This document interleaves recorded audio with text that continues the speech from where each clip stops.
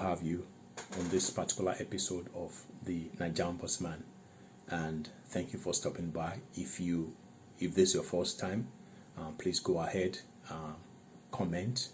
If you like the video, go ahead and press that like button. If you have been part of my channel before, for those of you who have already subscribed and supporting me, I really appreciate you and I thank you. Today I'm focusing on two issues.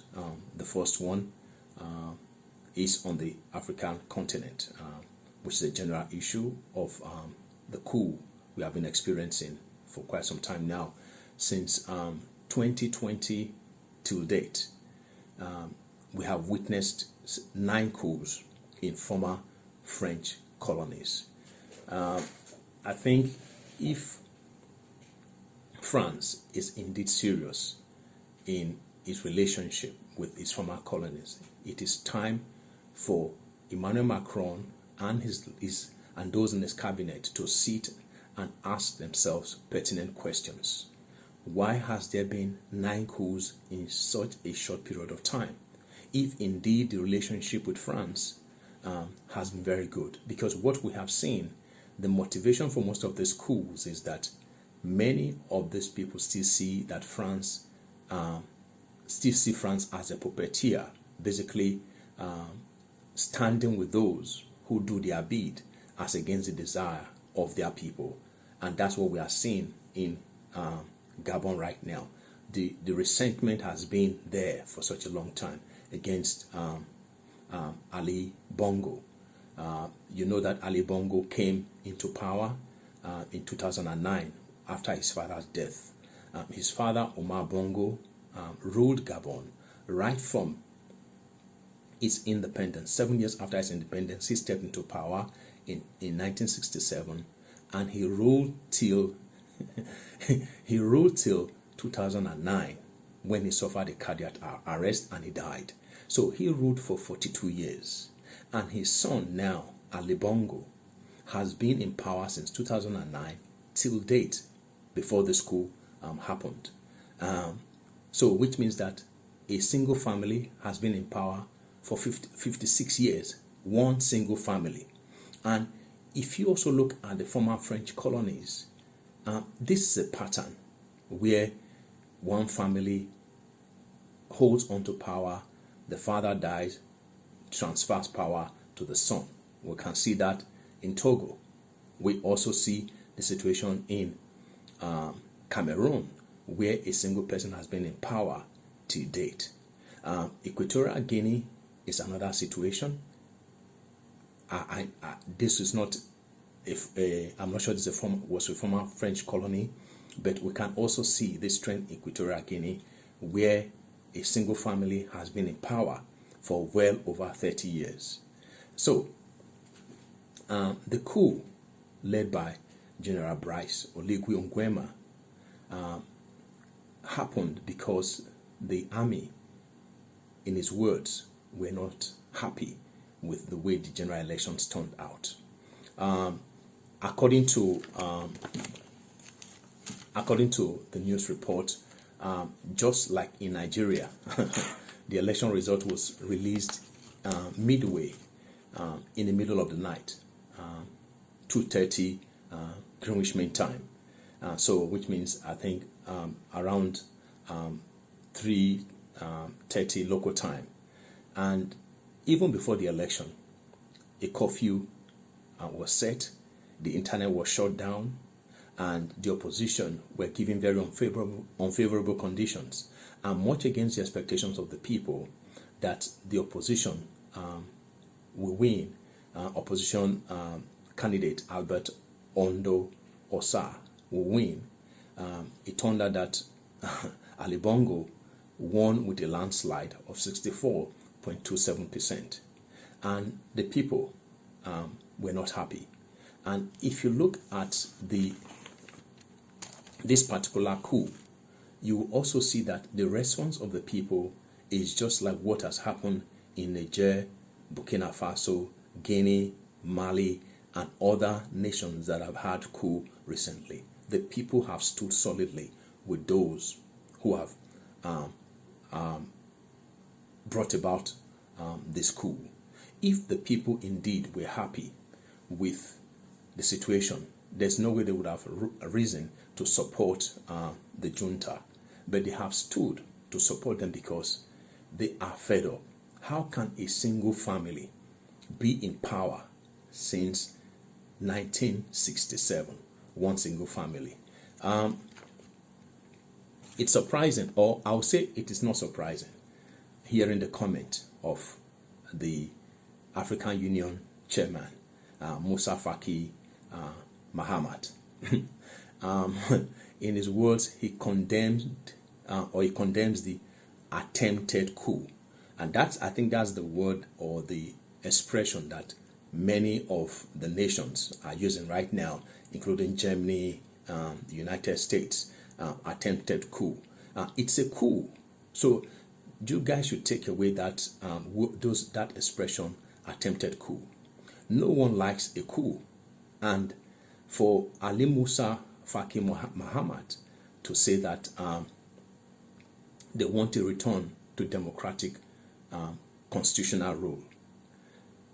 Where has the AU been these years? Since Ali Bongo has just been doing his own thing. The problem with the AU is because it is such a compromised group, because the leaders in the AU, the leaders of the different nations in the AU, most of them are self-imposed. Many of them are just illegally there. And so they always want to stand against anything that would threaten their existence as leaders of this nation. And not because they have any interest in promoting their own country, but rather their own selfish interest. And that's the reason why Musa Faki Mahamat can come out to make a statement like this. Nobody wants a coup. But if we see the pattern in politics in Africa, it has been such that true democratic values have been severely compromised.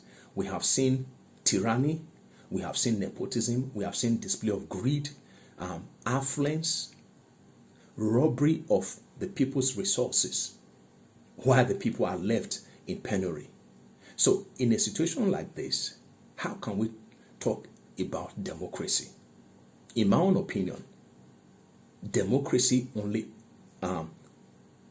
is only existing in paper in many of the African nations. What is Musa Faki Mahamat and the AU speaking about the situation in Togo right now? What are they speaking concerning Senegal? Believe me, if Macky Sall runs for office, though he has said that he will not run in 2024, Senegal is going to be another boiling pot. We see the situation in Cameroon, when a single person has been in power for over 40 years. Equatorial Guinea, the same problem. So where is the AU? If we want to sort out Africa and leadership in Africa, the politicians in Africa must come to their senses.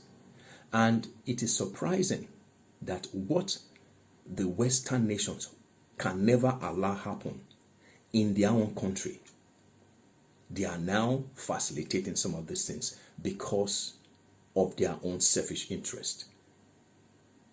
Germany, that is saying that it does not support the coup, that it wants democracy. Where has Germany been all these years, seeing all that has been happening in Gabon? Where has Germany been? Where has France been? You see, the people of Africa, and specifically people in the former French colonies, they've had it up to here. They are fed up. And that's the reason why we are seeing these patterns of coups. They are tired of France promoting puppets in office to do their bid as against the national interest. So this problem is going to continue. If the Western nations do not want to see coups in Africa, then they should stand up for what is truly just. They should stand up to condemn any election in African nations that does not meet democratic standard. We can see the situation in Nigeria right now. Believe me, Nigeria is a boiling pot. They have given September 16th as judgment day for the presidential election tribunal results. So believe me, whatever happens on September 16th, if it does not go the way the people are expecting, that's going to be another trouble brewing. And so, in concluding this particular matter, I want to say that it is not enough for Tinubu, the so-called leader of the West African Union, to say that they want to stop this contagious autocracy. You cannot make such a statement when you have greed proliferated, when you have tyranny proliferated, oppression of the people, looting of the people's resources. Things can never change if you guys do not do what is right, because the people are fed up. And thank God the army in Gabon stood up to fulfill the people's will, because the people have been so oppressed that they can hardly. And Nigerians, for Nigerians to be fixed, and Africa, for Africa to be fixed, we must stop deceiving ourselves and tell ourselves the truth, and hold those who are in leadership to accountability, just as we ourselves as Africans do what we are supposed to do. My people, I pray that the situation in Gabon and in Niger play out well, and that at the end of the day, the citizens will be the beneficiaries. Thank you for watching this particular video, and I look forward to seeing your comments and your response to this particular video. If you like it, please go ahead and click on that like button. May God bless you. May God bless the continent of Africa and help us raise leaders that will do what is right. See you in the next one.